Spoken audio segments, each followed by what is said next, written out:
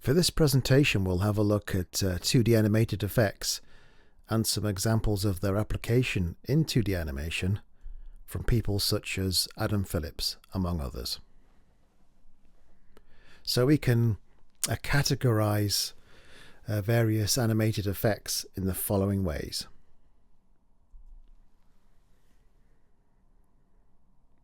So here are some typical elemental effects that we see in animations.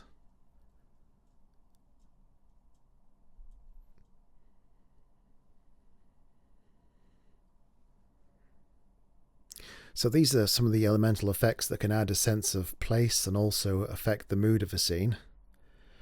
After all, rain can make a scene depressing, as if we need to see any more rain, or even a sense of joy as characters play and jump around in it. So in this respect, it can also have an effect on how characters move, particularly if they're walking through deep snow, or if they're having to walk against the wind. And wind too can also enhance a scene because of its effects on other things, because we don't see it, we see its effects on things like leaves and paper, tumbleweed in Western stories and so forth. And also it can change the direction of wind as well. Also the sound of wind can also enhance a scene.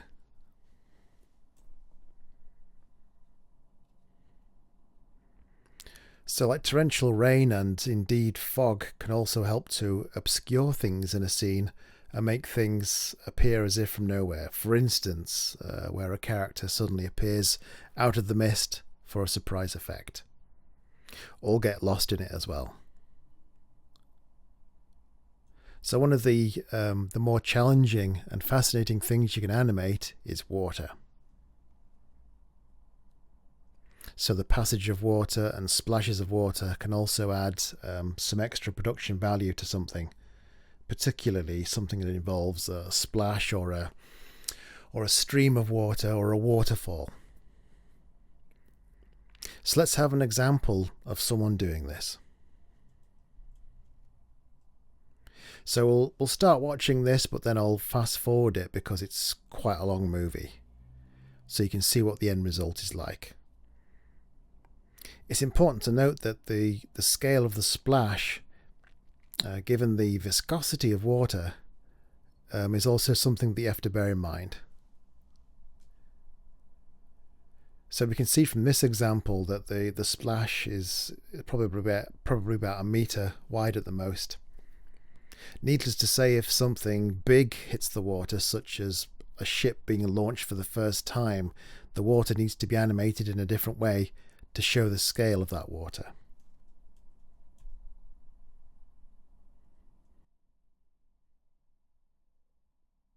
You caught me in the middle of doing something I really like to do, and that's animate water. I don't know why, but somehow this works for me. So I'm going to share some of what I've learned working in feature animation with you about water animation. You can see here I have made a little grid with an ellipse in it.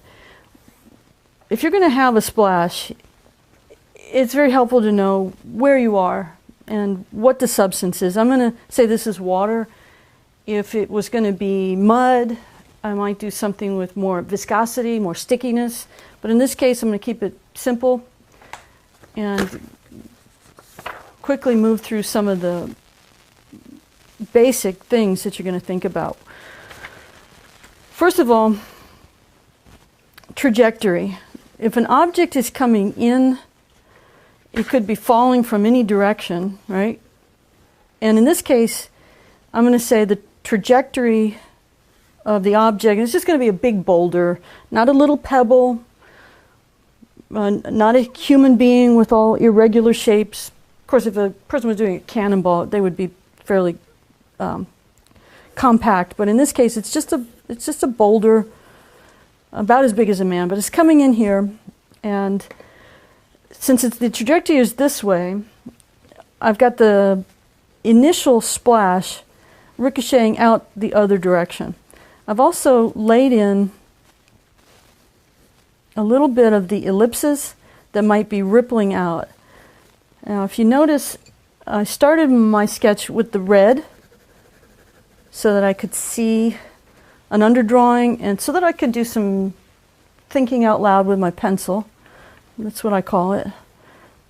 And here, this initial splash is here, here, here, ripples out this way. All right. Can clean this up a little bit more. I'm going to think of this as a splash for two color. So just like with the fire where I use two colors, I'm going to think there's like a sheet section here and this leading edge with the foam. So that's my first drawing on impact, and the boulder at this point would be right about here. All right, so it's come in and it's starting to go underneath the water. I've laid in a couple more drawings. I'm thinking this will be working in initially sort of an explosive event, moving out fast to about here. So I've laid in some drawings. I'm going to just kind of find the leading edge. And here's this negative space here. Look at my eraser. Just to show you. It's like moving out to here. It's opening up like it's like a flower opening up, pulling out this way. This little guy here is moving up here. And I actually, sometimes when you get a lot going on, I'll actually name little areas. Like my favorite, Manny Moe and Jack, Curly Moe and Larry, XYZ, whatever you're going to call him. It helps, you know, X, he's coming up this way. So you'll know which of these edges is which, right? So here's the leading edge now is this one's pulling out here. This is pulling out here, pulling out here, pulling out here, here, here. I like to work rough and get this image laid in. All right. There's going to be foam around the bottom. If that's your design, you might, you're going to come up with your own designs based on your own aesthetic, but the principles are going to be this. There's an initial impact, a lot of foam, an explosive event that rises up and starts to pull out these sheets of water behind the initial foam. And the sheets of water are here. And this is a two-color project that I'm designing because in a lot of productions, you don't have the luxury of having, 17 colors for everything. So here you can see this little guy here, sort of like a three backwards. It's a three. Here it is here. Move this down a little bit more. Move that one up a little bit more. This edge here has moved up to here. It's moved up to here. Splash. It's starting to look like a splash. Okay, so I think you get the idea of where this is going, so we'll just advance it forward a bit. Just take it forward, and you can see how this develops. And she describes this thing as being like a crown as well at some point.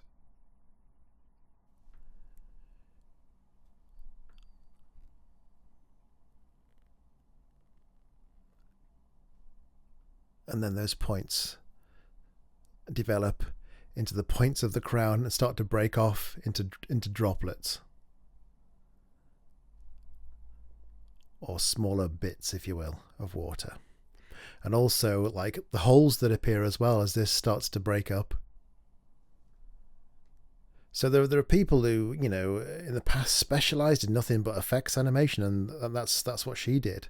We'll also be having a look at some work of Adam Phillips in a minute, and he was an effects animator for Disney back in the day. Then turned his hand to freelance work and started off working with Flash, but I'll talk about that in a minute. So let's get back to this then. So you can see it's growing and expanding and developing.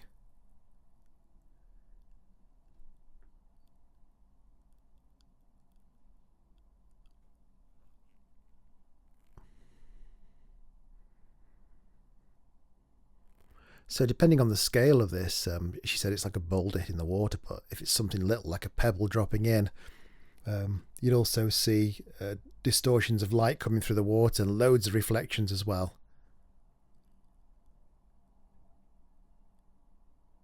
Okay. And like she was saying at the start, it's a fun thing to animate. It's you definitely get a kick out of it, put it that way. Okay. So then the kinds of expansion effects. So this follows on from the previous list of effects as we come to this group. That I call sort of expansion effects. So these are also effects that lend themselves to being cycled and looped, and can be quite a challenge to animate, especially if it's something like smoke or steam, or an explosion that needs to grow larger over time. So yeah, and then the faster version of this is explosions. And as indicated previously, you have the result of explosions, which are sort of maybe cracks or whatever, or debris, things that get blown up into pieces. Maybe a building that has to collapse. That could be quite complicated. If you've watched a lot of anime, you'll see all these kinds of effects, particularly in something like the 1988 Akira. And earthquakes, together with like the shaking of something, could be, I don't know, kind of a nightmare to animate, actually. I don't think I'd like to do that. So let's have a look at an example of someone animating fire in Flash. So this program is now called Adobe Animate, but the techniques are exactly the same, and are applicable to other animation programs such as Toon Boom Harmony. So this movie too is quite long, so I'll fast forward it in places so that we can see the end result faster.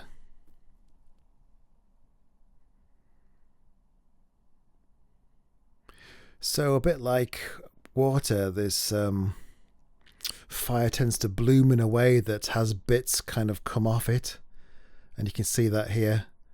There's a chunk at the top that's going to break off. There we go. And also, if you want this to be something to cycle, then you need to give due consideration to how you're going to achieve that. How to think of motion occurring in a loop and coming back on itself. So in the past, I've described animating things that need to be cycled as a strip of paper. So you can actually do this in real life. I did this in the past as an animation student. I drew little versions of what I had in mind. And then to get it to loop properly, I drew it on a strip of paper, cut the paper out, and then bent the paper back on itself so I could see how the beginning and end could be merged or in between to loop.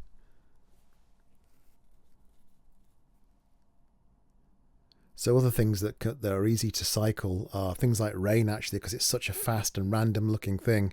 You can get away with about 5 drawings of just random rain, and it looks pretty accurate.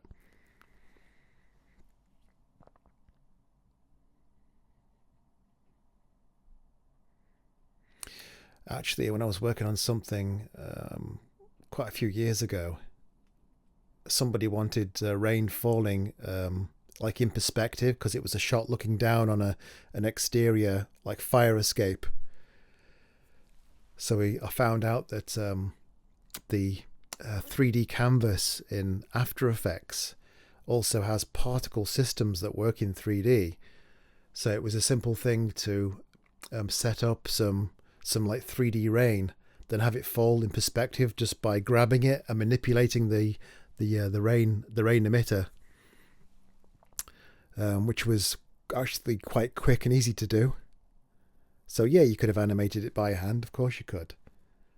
But if there are digital tools that can help us to achieve these aims faster in a more expedited manner, then use the tool, I say, especially when time is of the essence. Okay, so we can see what's going on with this. Let's fast forward it. So this person's animating this fire.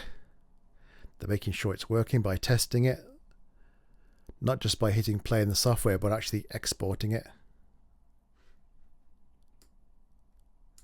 You can see that here, playing in real time, constantly testing it. Let's take it to about there. Just using a quick fill. Then enhancing the shape of this with the erase tool. To get the kind of jagged, more stylized, because it's not realistic fire, it's kind of stylized animated fire, and that would have been to to suit its intended place in the scene of some animation. But this is just an example of how to animate fire. So yeah, there are particle generators that can generate fire. There's even one in Toon Boom Harmony. It's like a particle based system, but it looks very computer generated, and people prefer to animate it themselves, because then it suits the style of the animation. So let's advance this. So there's a gradient involved here. So you can see that this has got, like, it's more orange at the top than it is at the bottom, because that's what happens to fire as it cools. And now the animator's given it a hotter interior, which also it also provides some dimension.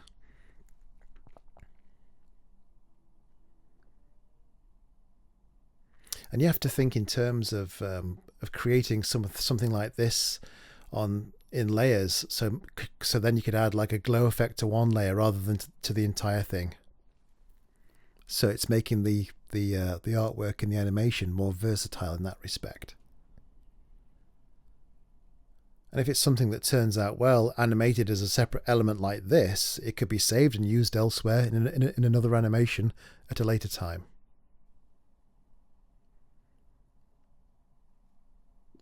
Also, if you're working freelance, you can save a bunch of these things and actually sell the effect to people as well.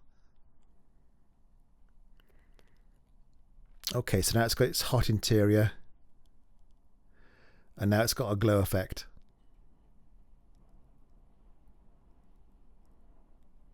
Okay, let's have a look what this looks like then. So it's got quite a sophisticated cycle. So that's clever. It works really well. And because of the way it's been animated in quite a stylized way, it could be like a character. It's got character. It's got a feeling to it.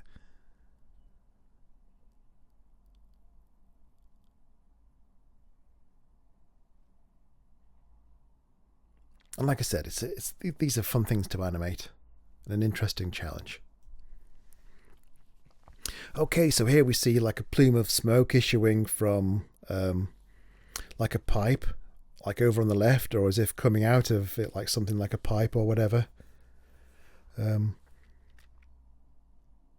the advances in effects for digital animation, we can also add like a glow and maybe even some blurs to this kind of an effect, which can further enhance its appearance, just like in the previous example we've just had a look at. So again, it's not generated by a computer. This is animated by a person. And again, it's got character and a kind of a cartoon feel to it, which I really like.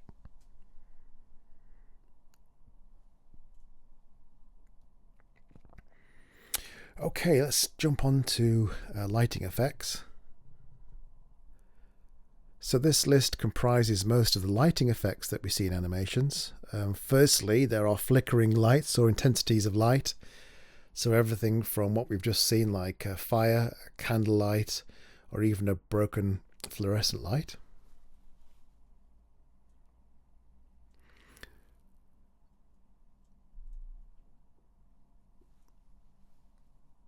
Then there are the effects that happen like very quickly. These are amongst some of the most satisfying effects to animate, not least because they happen very quickly and in such a dynamic way. And as I've indicated previously, as a counterpoint to that, there's also the aftermath of the explosion in the form of debris, which can be a more involved process to animate. And then volumetric lights such as beams can add a lot of atmosphere to a scene or even a shot. Spotlight beams can highlight areas of interest and also dynamically link one location in a shot to another, and also act as like a leading line. The actual line and direction of the light can lead an audience's perspective from one place to another. So making things glow in animation, as we've just seen in the fire example, is a lot easier than it used to be. Back in the days when everything was analog and chemical, which refers to processing film, you had to backlight everything you wanted to glow on a rostrum with an actual physical light, which meant making some kind of a handmade mat through which that light could shine.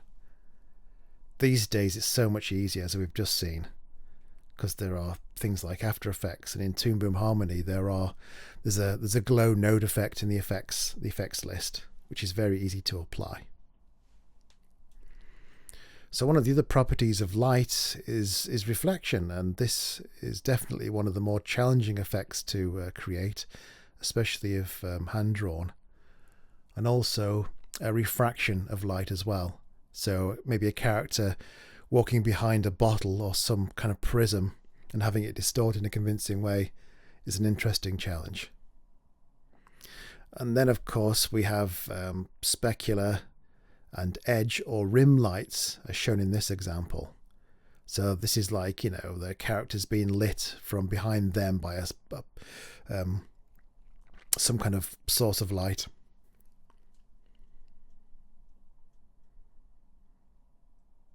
And lastly, we have shadows, which can do a lot to add form to an otherwise flat piece of artwork. And we have this fabulous example from the film Klaus that received a significant amount of post-production processes to get this 3D effect. And if you've seen this film, it looks very 3D, even though it isn't. Fantastic film from SPA Studios. Okay, so let's have a look at something that happens a lot quicker. Something like a bolt of lightning.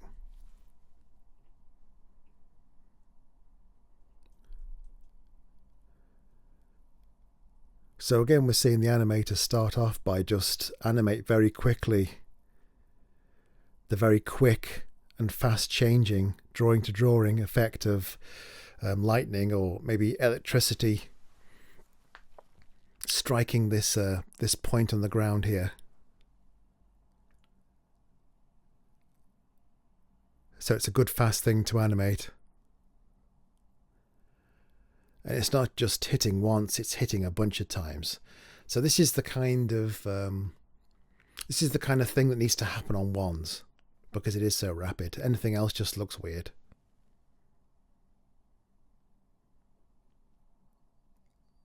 And again, this is something that's got a feeling to it, like it's something that's alive.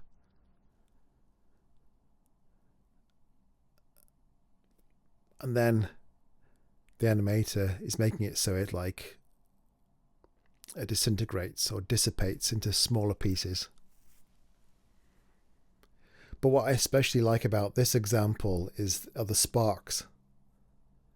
It's like multiple versions of your bouncing ball exercise from the first year.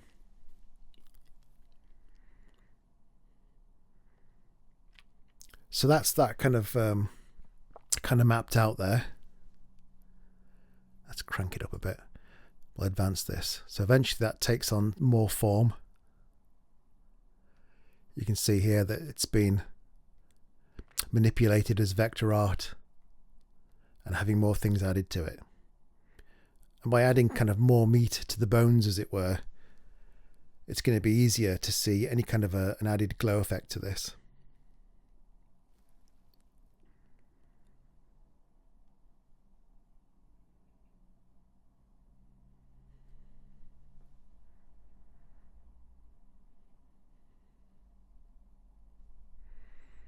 So it's breaking off in bits, really jagged, pointy bits. And then just like they did with the fire, they're adding some hot spots in there to give it some, like, you know, variation of form and just make it look more interesting. Make it look more like it's alive.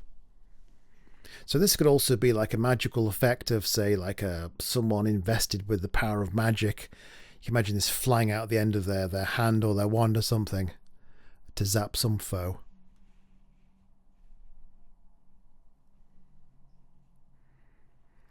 Okay, that's got a glow effect.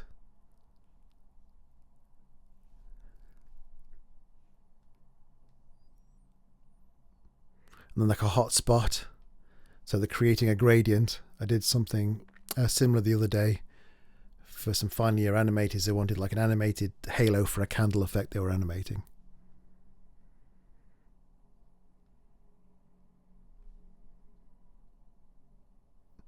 So a thing a bit like a lens flare going on there. Again, it adds kind of more value to what's going on. So okay, I think I've got the finished version on the next slide. I think they tinted it with blue. Let's have a look at it. So that's just the actual bolt of lightning, but then they added the sparks. So let's have a look at this.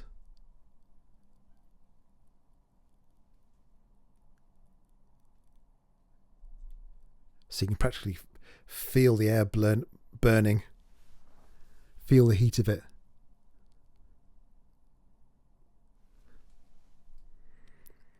With a good treatment of sparks. Excellent. Really well animated.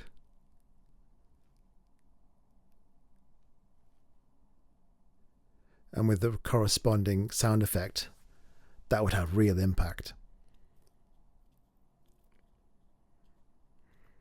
Okay, so you would have heard me mention Adam Phillips. He's a former effects animator. He used to work at Disney. But the sheer sort of effect of some of the things he creates with just like, you know, vector art, and some of these are quite old actually. These go back to the early sort of 2000s, I think, like 2004, 2005. So, you know, you managed to get a lot of mileage out of the tools it was using. And it's really not about the software. It's about the person who uses it. Because after all, everyone can sort of use a chisel, but only someone who knows what they're doing can actually carve something amazing with it. And the same is true of software. It's not what you use, it's definitely how you use it. So this is the Prowleys at the River, and features this character Bitey from his Bitey of Brackenwood series, which is something you can watch online. So this is like a mythical world that he created that features the antics of this character, kind of like a faun character.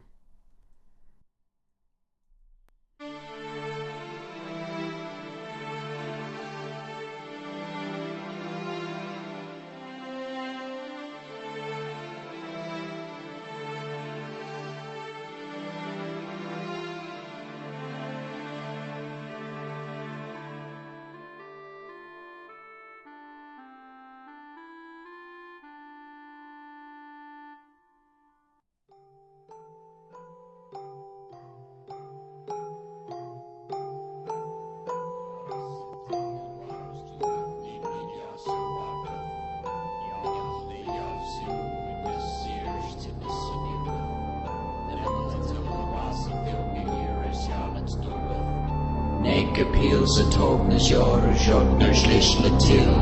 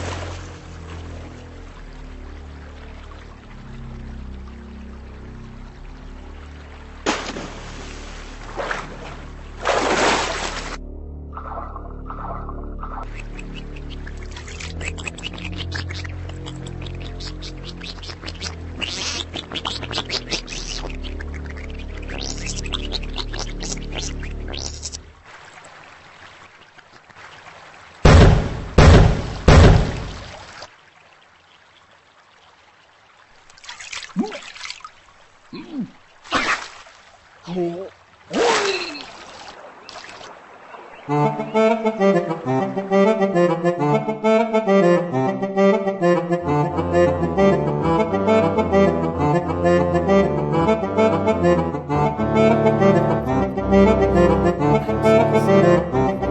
about how like the reflections and the how the animator treated the water is absolutely spot on.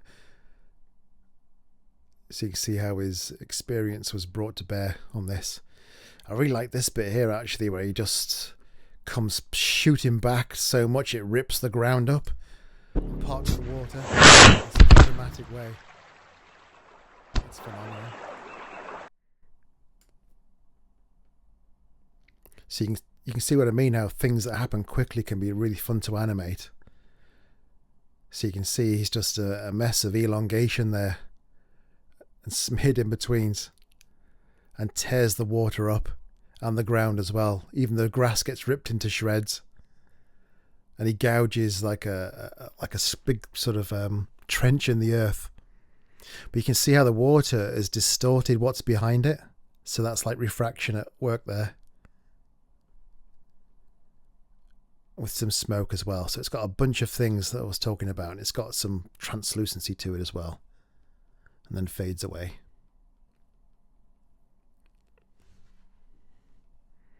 So I think you'll also agree this is very dynamic animation, fantastic character animation with really strong poses. Great splash there. So you can see this is crowning up, breaking off into bits, and dispersing. Also, notice that the way this thing cuts, it doesn't linger on any of these shots, because some of these things can get complicated to animate, so it's there just long enough to convey what's going on, then cuts to something else. So that's just clever editing and clever direction as well. You might also notice that the drawings per second is actually quite low on this, and there's a very good reason for that, and that's because, you know, Adam Phillips was just animates these things on his own, because he's like a freelance animator and hasn't really got as much time as he would like. Good splashes there as he comes up. Some great poses as well as he shakes his furry head. All the water comes flying out. Again, we don't need to see all those drops land. Just cut to the next thing, which is this shot looking up through the water at his head as he comes down to drink. Only then to find out that it's not just water he's drinking, but slightly contaminated water. Good waterfall there, and good sort of highlights on the water.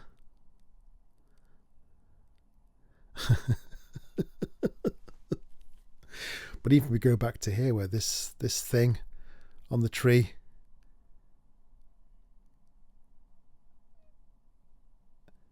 poops in his drinking water, and that's why he has to go down to the river, because his supply of water gets contaminated. We see this here. Poo lands in it. And again, it's got the thing I was talking about, like viscosity. Yeah, this kind of distortion is appropriate for that small body of water, like a hollow in a tree. And it's got like a reflective quality as well. A student watching this with me a few years ago said, "That's not real. He just used a plugin." I said, "No, it isn't. He used to do this for a living. That's animated by a person, not by software."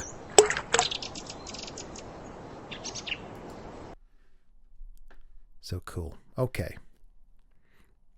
Let's have a look at someone's demo reel. One more thing.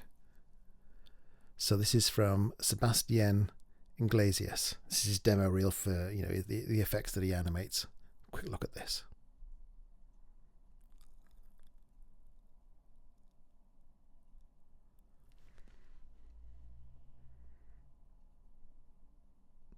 So we've talked about like real world elemental things, but sometimes given the style of an animation, you might sort of have to animate something that doesn't really correspond to like real world physics, and that's part of the joy of of animation.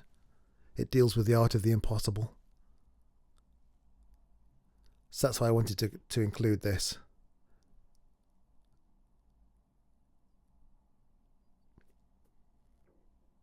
So none of this is like, particle generated by computers, just the artistry of a talented animator. So some of these things have like a motion graphics application.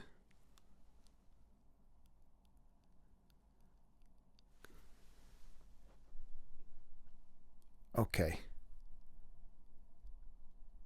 So I think we'll draw it to a close there. That's run for nearly 40 minutes, okay?